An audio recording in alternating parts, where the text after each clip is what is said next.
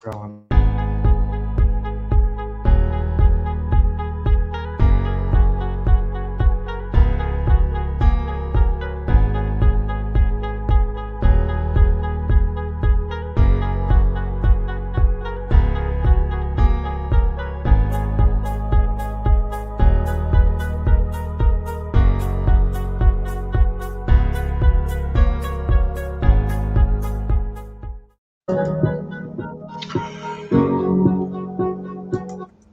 What's up, everyone? We are live. Welcome to Security Squawk Podcast, episode 14. It's a 14. Man, let me do my math.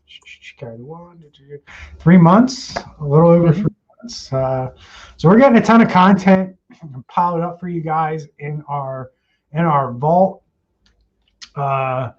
We have now 13 episodes in there. Going to be the 14th one. Now, we do put these live on Facebook and YouTube, but we also record the audio and post them to all your favorite podcasting platforms: iTunes, Spotify, Google Podcasts, iHeartRadio, wherever else you get your podcasts from.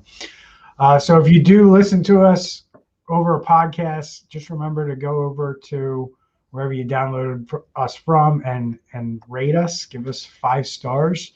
And then you can head over to our social media pages on Facebook and YouTube, comment on any of our videos, or ask a question or whatever. So, we'd really appreciate it, Andre and I, if you would share out our podcast, because this information is valuable to business owners, business leaders, IT managers, anybody who, quite frankly, is not a tech, right?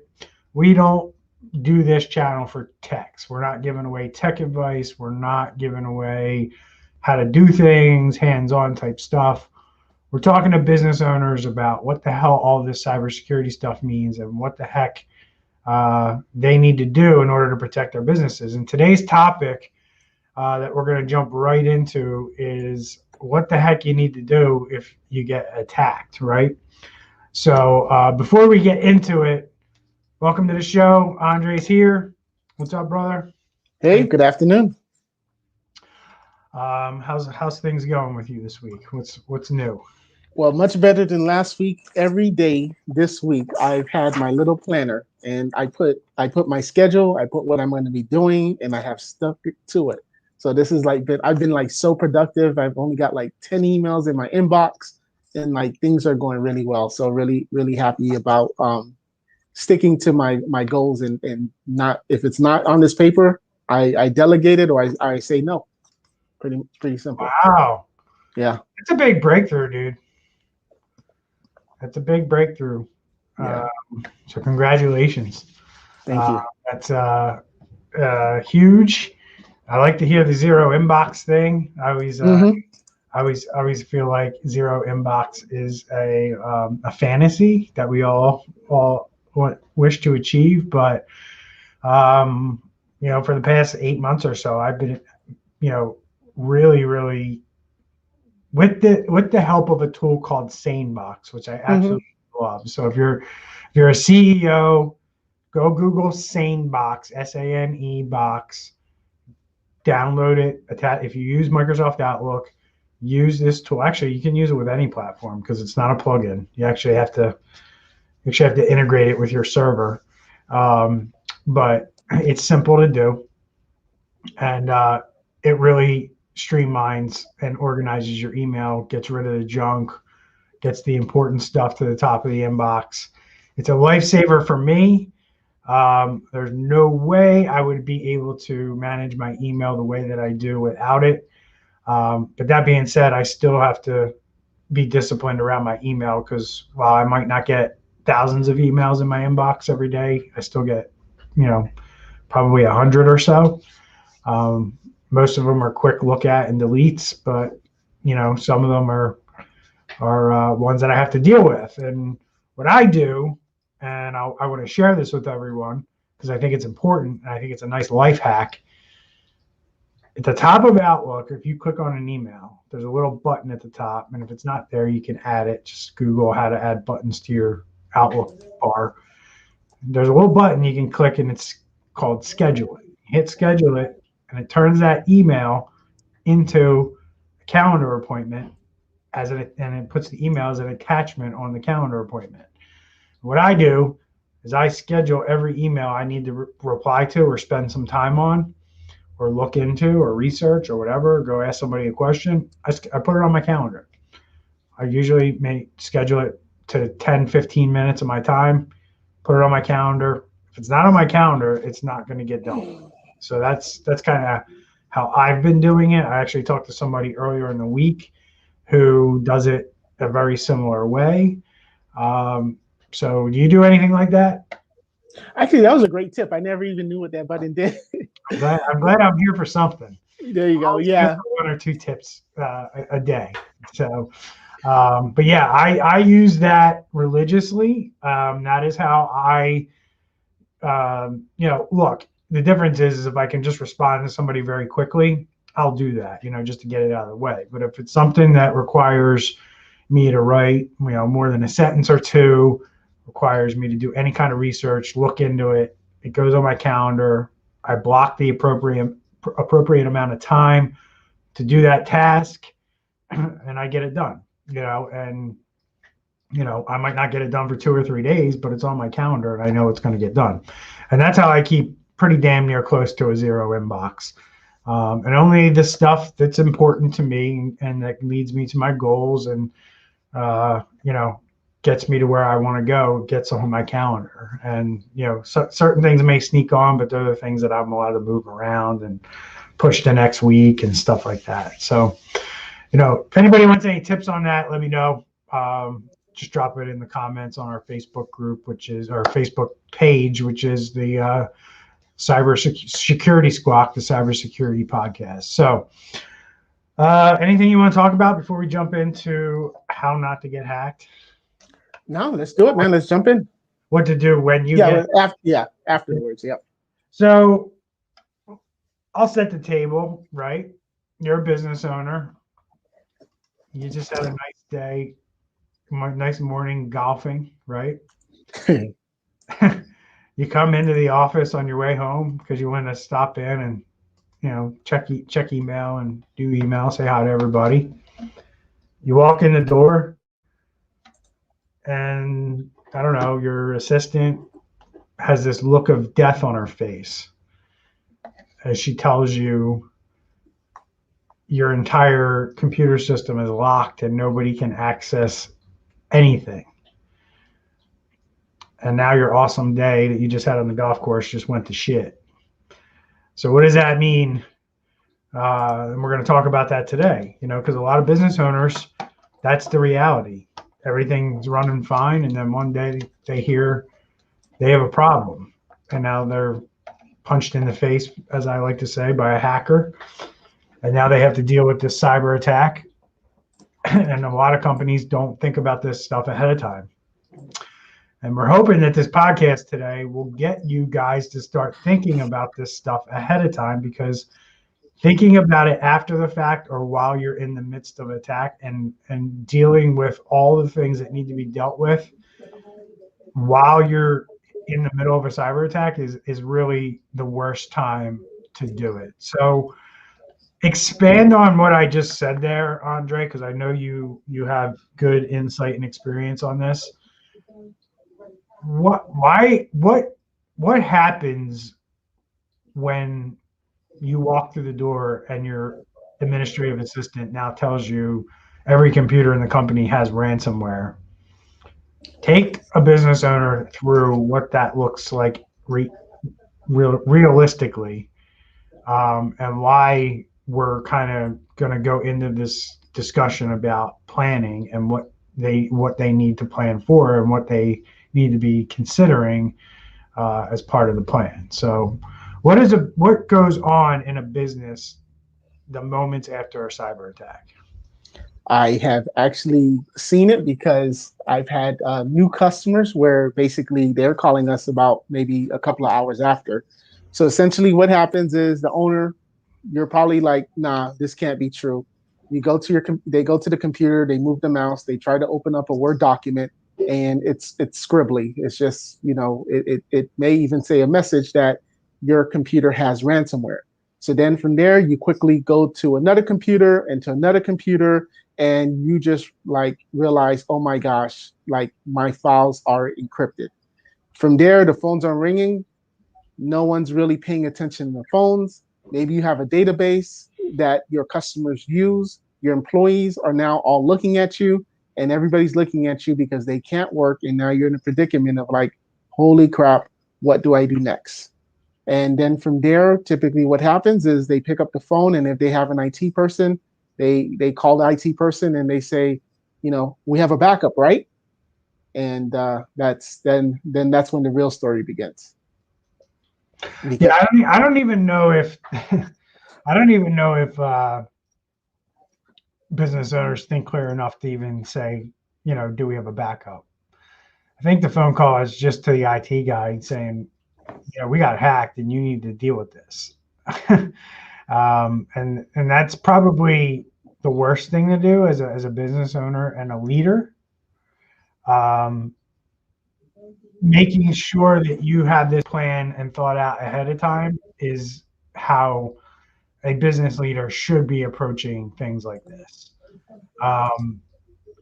Too much gets forgotten out of memory when you try to do this stuff on a whim, without a plan, a solid plan written down and somewhere to go, everyone to go.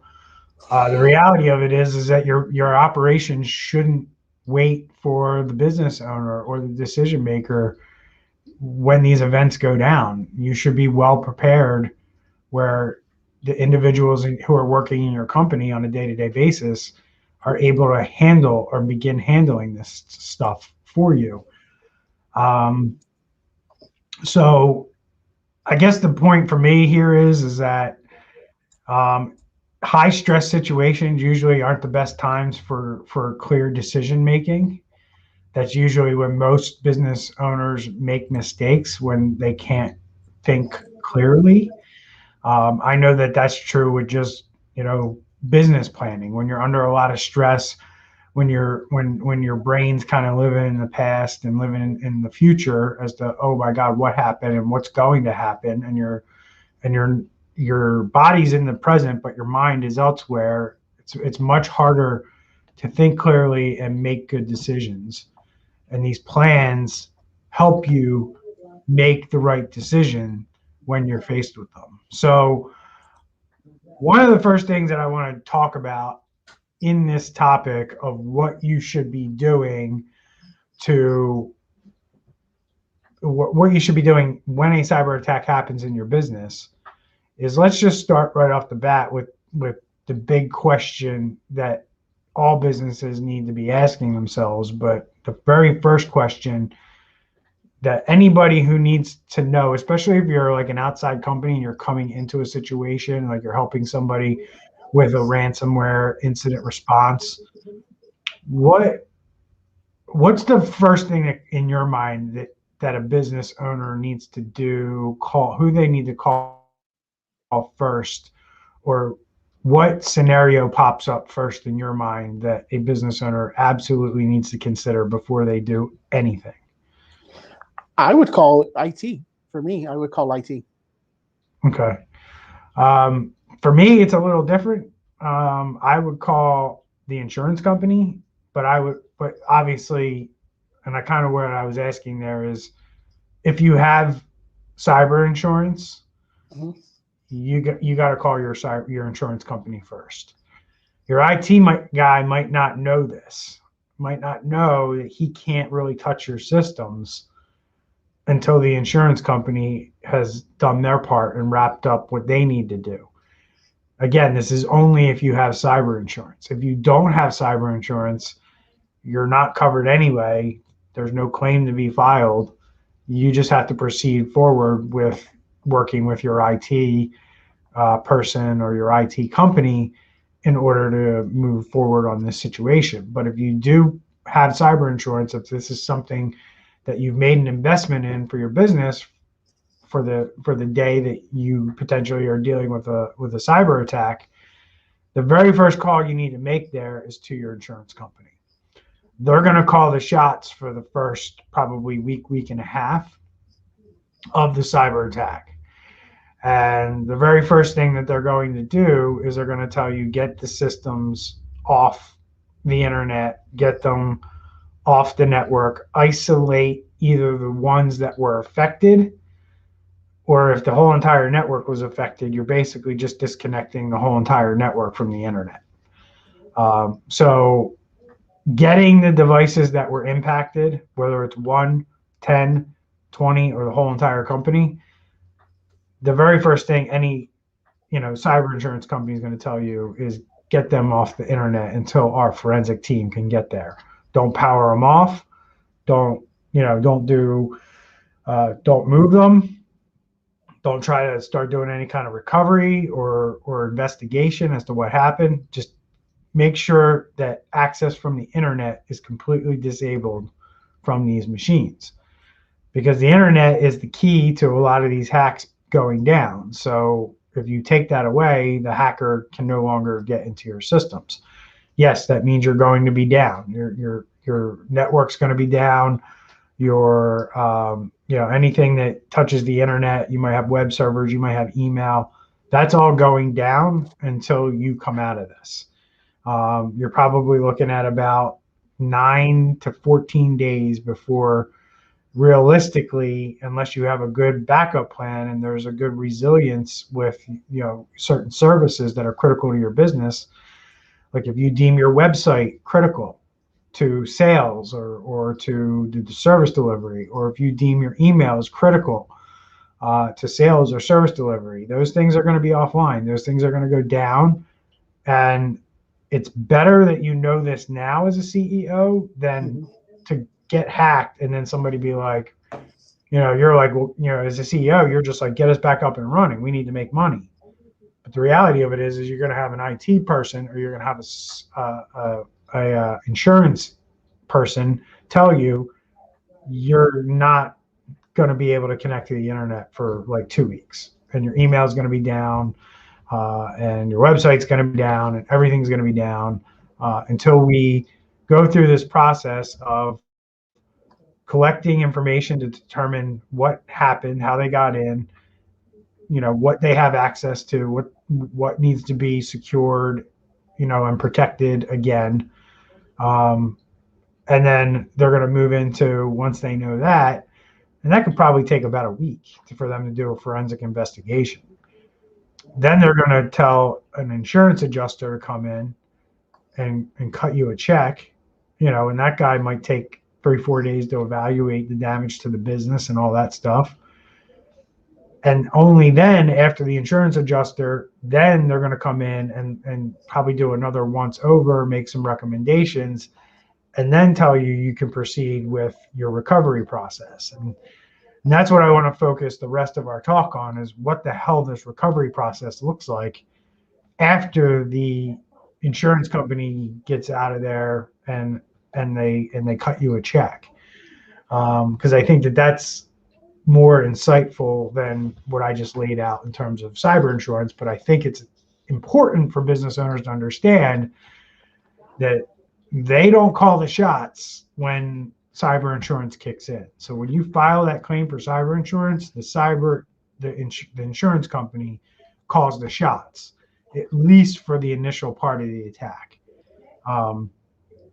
If you have ransomware, they will hire the ransom negotiator who has experience negotiating with these groups. They know them by name probably.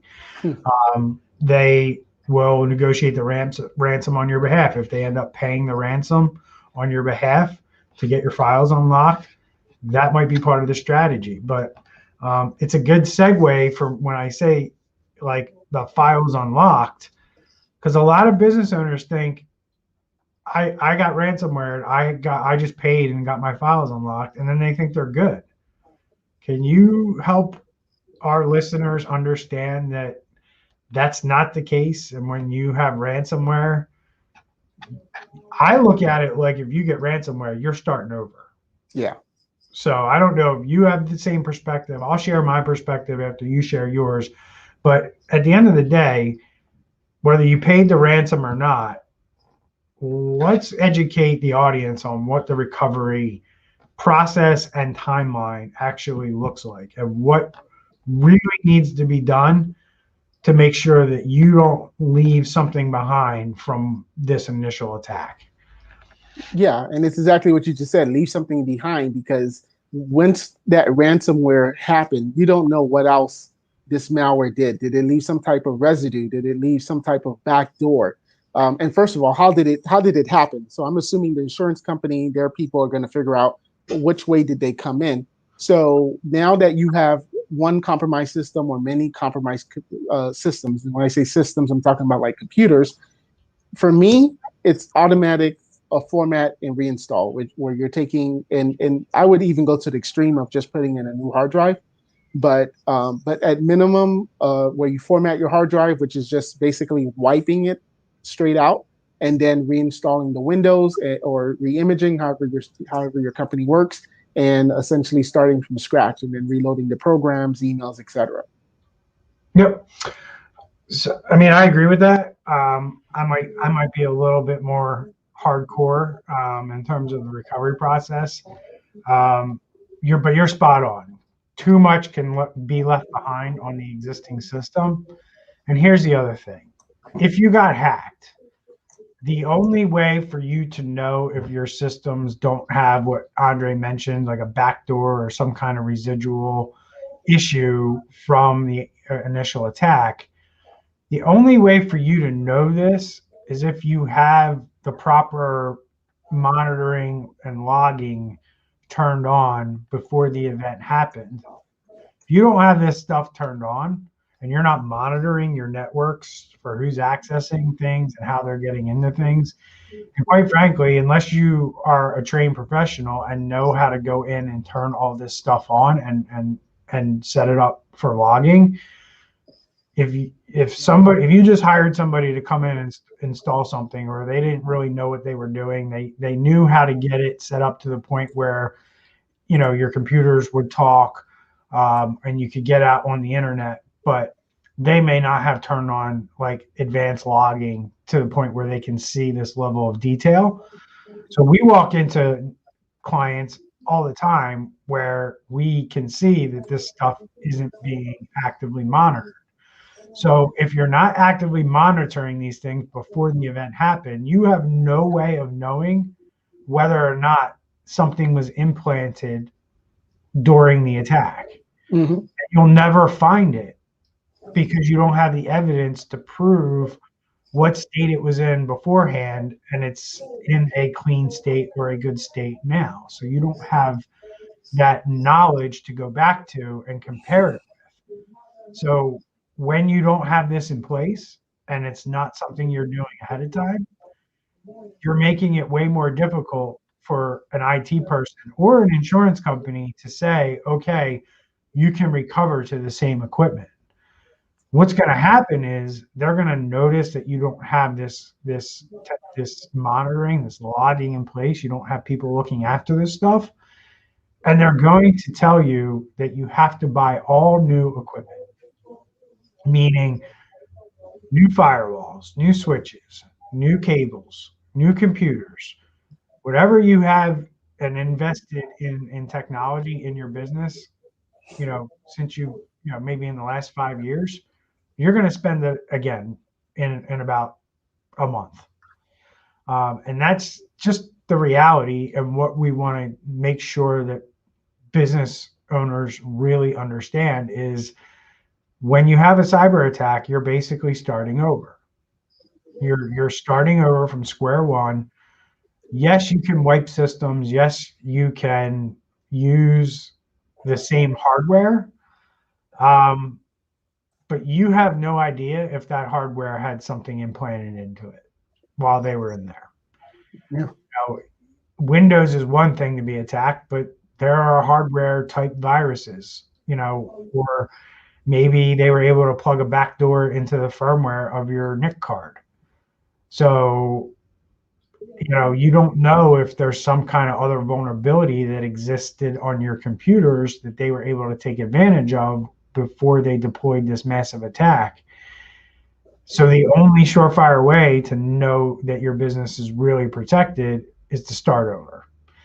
So I don't know if you agree with that or disagree with that, but that's kind of my philosophy on a cyber attack and what you need to do as a business to make sure your business doesn't get hacked like in a month after you've recovered, quote unquote, recovered from your initial cyber attack. So do you have any thoughts on that? Do you disagree? Do you think what I'm saying is too much, or? No, it's actually spot on. And that's why the statistic is 60% of small businesses go out of business due to damages of a cyber attack. That's why, because for a business to now be able to afford all of those new computers, you have clients screaming because nobody's answering their emails, or they're getting bombarded with emails because, of one of your employees spamming them, whatever the case is. So reputation damage. So there's a lot of things that go in there. So yeah, no, you're spot on. So one of the things that we recommend in order to help with this is, there's the recovery standpoint of, hey, we were just attacked, and yes, we agree. We have to start over. We have to get all new equipment in here. We can't risk getting hacked again by something being left behind on our old system. So you've accepted those facts. The reality of it is, here's some good news. You don't really have to replace initially all the equipment with like comparable cost equipment. What I mean by that is, a lot of companies spend, $1,000 or more. Our clients probably spend on average about $1,500 per laptop. Let's just call it that. In other words, we're not buying $300-$400 laptops for our clients and putting them in front of them. But one of the things you should absolutely do is go on your favorite shopping site, whether it's Amazon, whether you like to still shop at Micro Center or, Best Buy, probably the last place I'd tell you to go, but go somewhere and make a shopping list of all the things. And if you don't know what to do, talk to a technology professional who can walk you through this.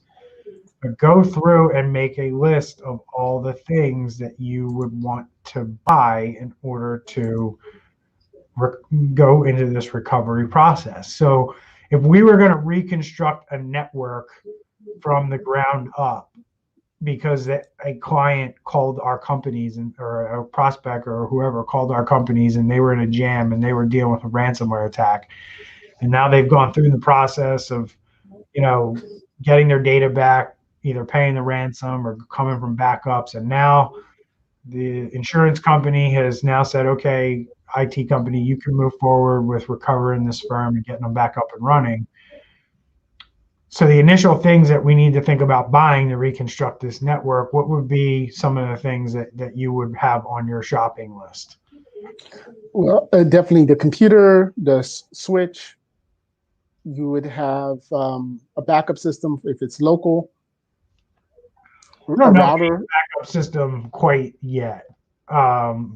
But firewall is the first thing that comes to mind for me. You mentioned switch. I would say a couple laptops. And if not a couple laptops, some hard drives, right? Yeah. So if you're gonna take existing equipment, you at least want to get the hard drive, the old hard drive out, so you have it for evidence and forensic purposes, and then pop a new hard drive in there and start fresh with a new, Windows and all that stuff. So I would say figure out the critical functions or roles in your company and order at least one hard drive or laptop for each critical role, right? So if you have accounting, if you have HR, if you have IT, if you have a C-suite, every one of those departments should have a new computer that they could start with, right? And so this is a shopping list that you're going to create. So anything else on your shopping list that you can think of, I mean, Ethernet cables definitely be one of them. So we got firewall, we got switches. Depending on how many people you have, it might be 1 or 2 switches. Ethernet cables, SSD hard drives, and maybe a couple computers. You might want to divvy it up. You might want to buy like, if you need 10 computers, you might want to do like seven computers and 3 hard drives, or 5 computers and 5 hard drives. What else should businesses think about getting so they can get up and running as quick as possible? Well, as far as quick as possible, that I think we mentioned all the hardware, and then it's a matter of what to do next to make sure it doesn't happen again.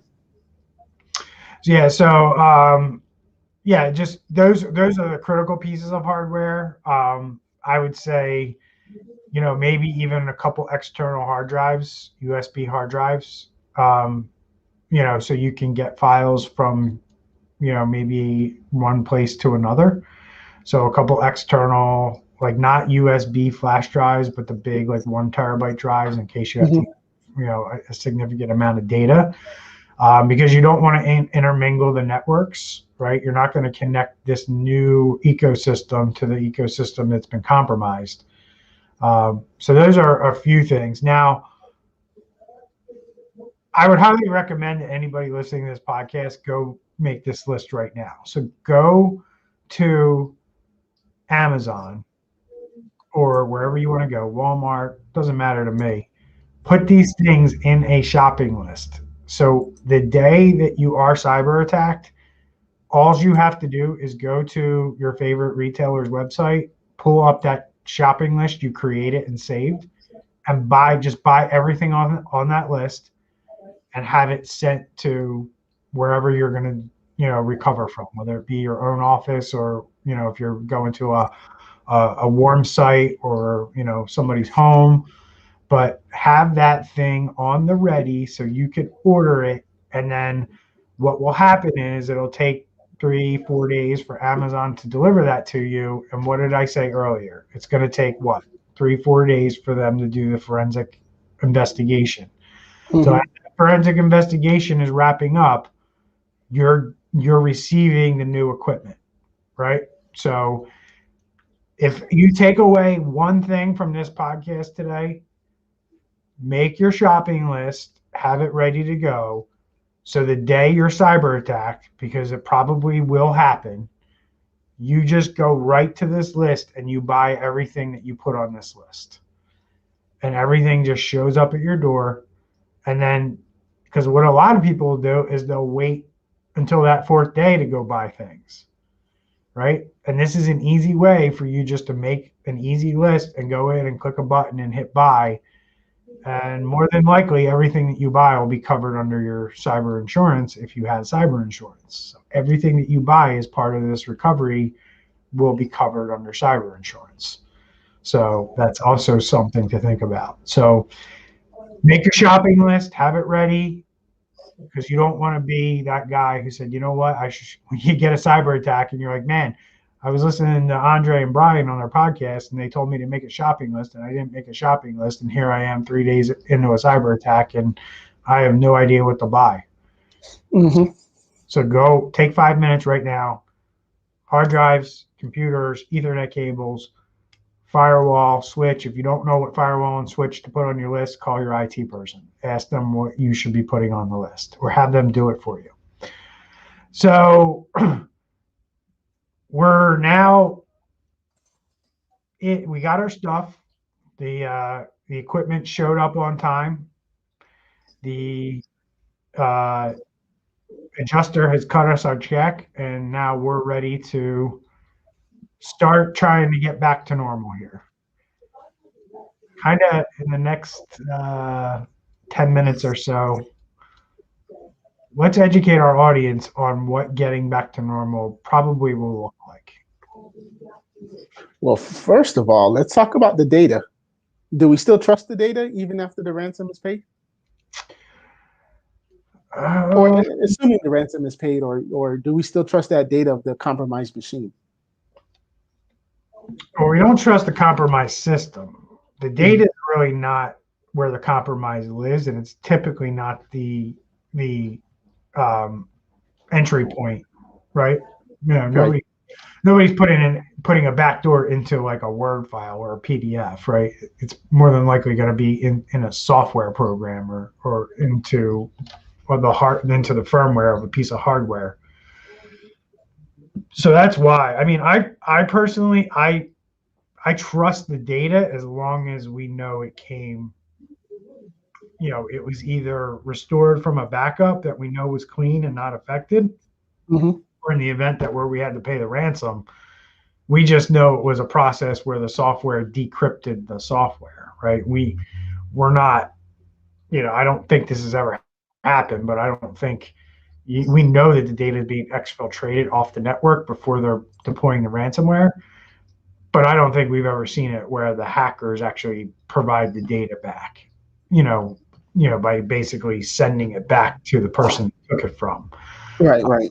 Typically, it's just unencrypted with the software. Now, in the case, if this ever did happen where they were like, oh, we couldn't unencrypt those files, so we're just going to send back what we stole from you before we encrypted it. Yeah, I would be treating that with kid gloves, and I would probably be putting that in an isolated spot and not connecting it to my new clean network, and make sure that that data is looked at by a professional who knows what they're looking at and can say like, okay, yeah, this is okay to use, or no, we need to go through a process of recreating all this. Mm-hmm. So it was a good point. I mean, it's definitely something. Somebody who's not on this side of the fence, meaning a security professional, how would you know if a PDF file would cause an issue for you down the road? One that you unencrypted. So it's a good point. It's a good question. Um, I would definitely rely on the experts in that situation. But a lot of times the data itself is not the problem, is not the source of the compromise. It's usually software programs and hardware and things like that, which we're setting up all new anyway. So I guess let's take them through, the recovery process over the next 2-3 weeks, month, right? So we're now in an environment where we have, this kind of, for lack of a better term, this triage new network that we set up that's got probably substandard equipment on it, that we're just using to try to get things back up and running, and we're limping along. So as we're limping along, trying to get back to walking and running, what are some of the things that business owners should expect or should be maybe have some awareness around? I'm gonna go ahead. You can answer that one. I don't like answering my own questions, Andre. Yeah. So it's a real live chat. This is what we don't practice this and have scripts. So no, not at all. Yeah. And my goal is to just get a better perspective from our experiences as we've gone through both of our businesses. But the reality of it is you're still going to have to buy all new equipment, right? So you're going to have to start figuring out how you're going to quickly acquire the equipment that you need, or have somebody evaluate the hardware to determine if it can be used moving forward. Either way, you're going to spend, you're either going to spend $1,500 to $2,000 on new laptops or computers, or you're going to spend $1,500 to $2,000 on somebody's time to look at this at a level that it needs to be looked at in order to determine whether that machine can be used again. I kind of err on the side of you might as well just buy new equipment, because you're only going to save so much money by having somebody look at that old stuff. Mm-hmm. The other thing too is that inside of chips in the computer, now I'm not talking about hard drives, inside of chips, inside of memory modules, inside of all different components inside the computer, information can be stored. And a lot of people think that just pulling out the hard drive and destroying the hard drive is good enough for, security and proper data destruction, but that's not the case. So don't cause a bigger problem. One of my things that I would give for advice is don't cause another problem for your business by disposing of this equipment that you're going to dispose of improperly.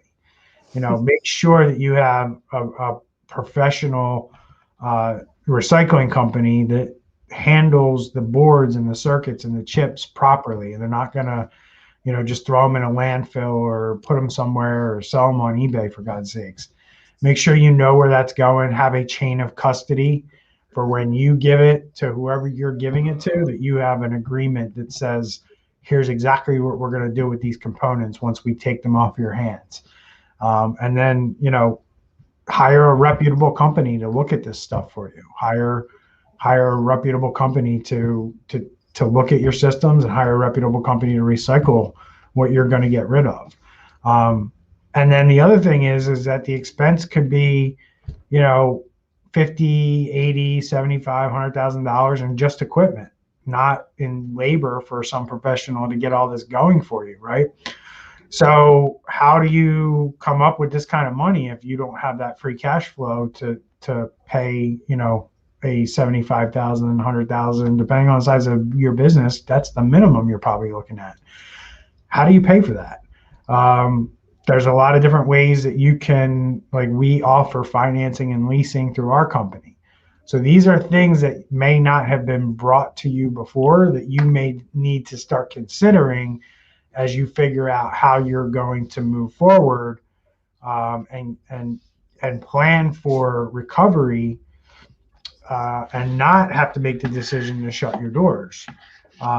So if you have good credit, if you can establish that, now, there's a very good chance that you can have some kind of an agreement in place or some kind of lease set up where you're not having to go through all this paperwork.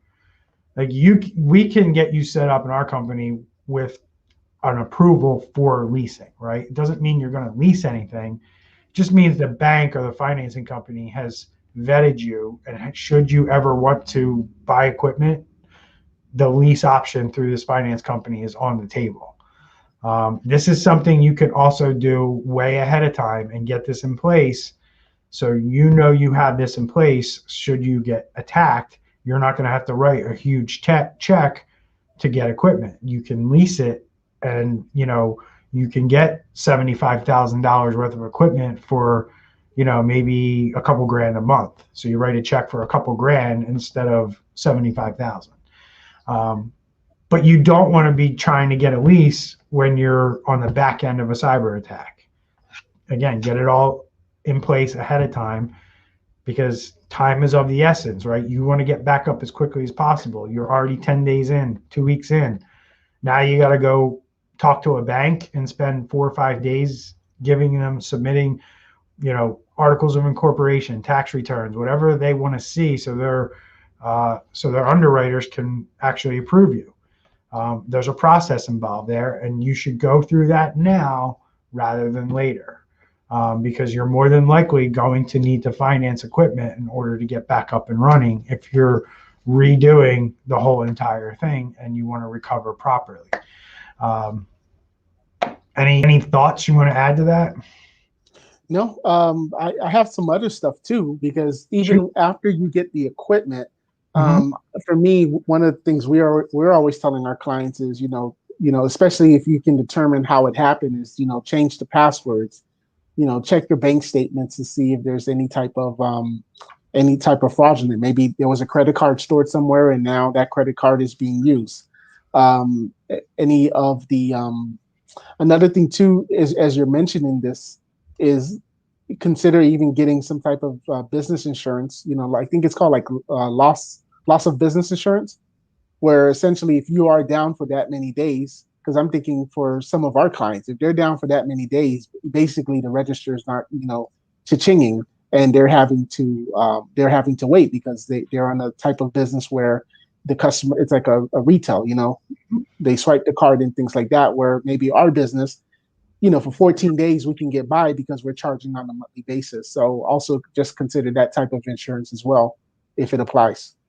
1,000%. Just like you mentioned, like if your POS system is just a computer and you have one credit card machine that goes through a computer or an iPad, get a Square machine or get some kind of backup way you can process transactions, especially if you're in that retail type setting, that B2C type business, because you have a lot of different options today than we had 10 years ago in terms of merchant processing.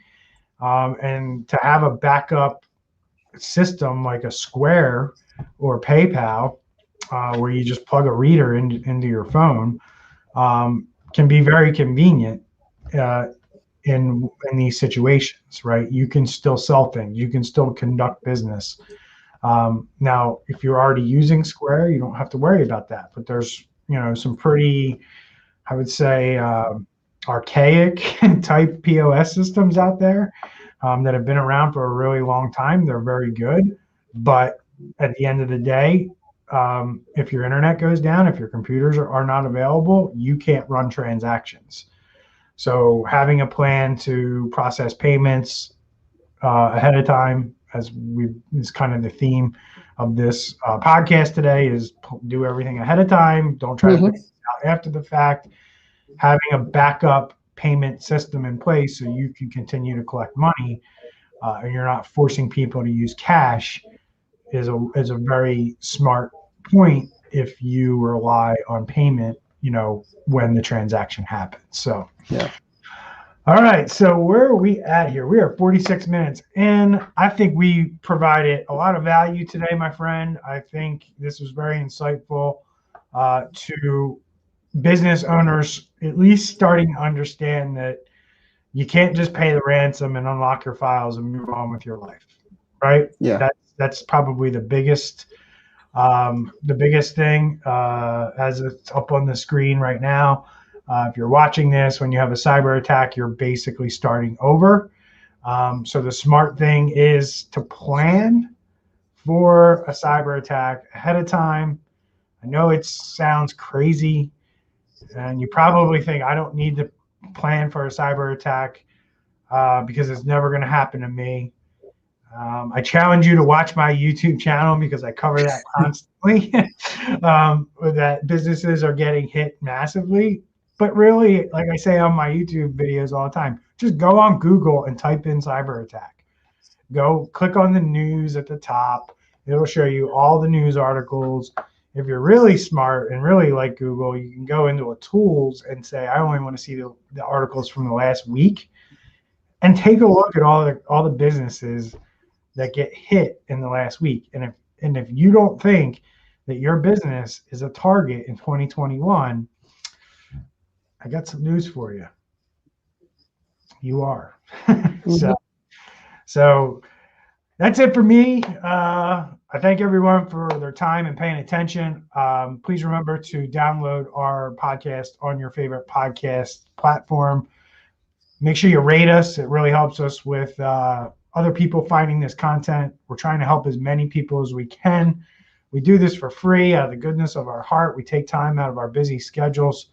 So if you could just share out our stuff, we'd really appreciate it. Our goal is to help as many people as possible. And if you could help us reach that goal, we'd be forever grateful. Anything else you want to add to our listening audience before we get out of here? Yeah, we have someone here in the comments that says on YouTube that says, if you plan for a hurricane or a snowstorm, it's equivalent to planning your business for a cyber attack. So just kind of like, like here in Florida, like we keep, well, at least for me, I keep about, 12 jugs of water in our garage. We keep, cans of tuna, chips, peanut butter, and we just keep it in the house. So that way, if you ever have something that happens, we know it's there. And right before it expires, we just, eat it up and things like that. But so I think it's kind of a good analogy that was made there. That's a great analogy. So let me ask you this. I love using examples like this to prove a point, and I hope you prove my point when I ask this question. So most Floridians, I would have to say, at least from Orlando down anyway, Orlando south, are fully aware of the threat that you guys live under with hurricanes, right? Right. Fair to say. So if you live in Florida and you have a massive hurricane come through and you're not prepared, like you mentioned, with all the things that you mentioned,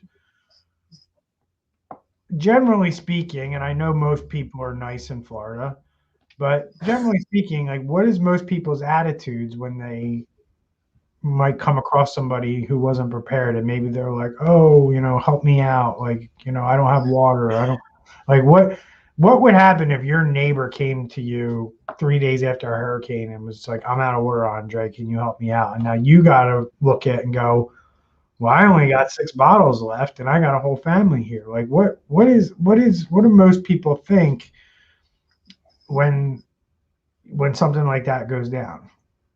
Hey, I mean, the truth is Yeah, either my family eats or this person's family eat, and my family's going to eat. right. So, yeah, that's the truth. And that's my point, and that's what I figured would be the answer, because the reality of it is, if you're a business owner and you get hit with a cyber attack, you're going to be met with the same attitude. Nobody's going to feel bad for you. Nobody's going to care. Nobody's going to be like, oh, poor company went out of business because they were a cyber attack. It's going to be the complete opposite response. It's going to be, what an idiot. He didn't protect his company. You know what I mean? There's no empathy or sympathy to victims of cyber attacks when you can prepare for it ahead of time. Just like you can prepare for a hurricane. And then if you're not prepared, is it really, number one, is it really good of you to put it on everybody else that you didn't prepare? That's how you need to look at things as a business owner. So I thank you, sir. Thank you for your insights. I think this was immensely valuable. I look forward to our topic next week, because I think we're just going to build on a lot of these things that we're talking about. And we'll see everyone next week. I don't have anything else to say. You got anything else to say? Nope, that's all. See you next week. Appreciate it, Andre. We'll talk to everyone soon. And look for this podcast to be posted very soon. Again, you can always watch us on the Facebook page or the YouTube channel. They go on immediately, and we usually get the podcast up within a day or two of recording. So thanks, everyone. We'll talk to you soon. See you next week.